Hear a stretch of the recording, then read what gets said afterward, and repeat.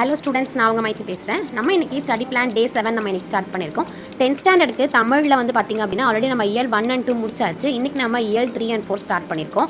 Sunday எல்லாருமே பார்த்திங்க அப்படின்னா உங்களுக்கு லீவ் இருந்தது. அந்த லீவில் நீங்கள் யாரெல்லாம் பெண்டிங் கொஷின்ஸ் வச்சுருந்தீங்களோ அது எல்லாமே நீங்கள் வந்து யூஸ் பண்ணியிருப்பீங்கன்னு நான் நினைக்கிறேன். இன்றைக்கி நம்ம 3 and 4 இயரில் உள்ள இம்பார்ட்டன்ட் கொஷின்ஸ் குருவினா, சிறுவினா, நெடுவினா தான் பார்க்க போகிறோம்.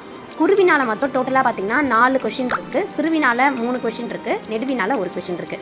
உங்களுக்கு கொடுத்துருக்கிற இந்த கொஷின் பேப்பர் PDF நீங்கள் எங்கேருந்து எடுத்துக்கலாம் அப்படின்னா டெலகிராம் குரூப்பில் நீங்கள் ஜாயின் பண்ணிக்கோங்க. நம்மளோட டெலகிராம் குரூப்லேருந்து இந்த PDF-ஐ நீங்கள் எடுத்துக்கலாம். இந்த PDF வந்து பார்த்திங்க அப்படின்னா உங்களுக்கு இப்போ வீடியோ போஸ்ட் பண்ணால் உங்களுக்கு 2 hours கழிச்சு டெலகிராமில் உங்களுக்கு கிடைக்கும். நீங்கள் டெலகிராம்லேருந்து எடுத்து நீங்கள் படிச்சுக்கலாம்.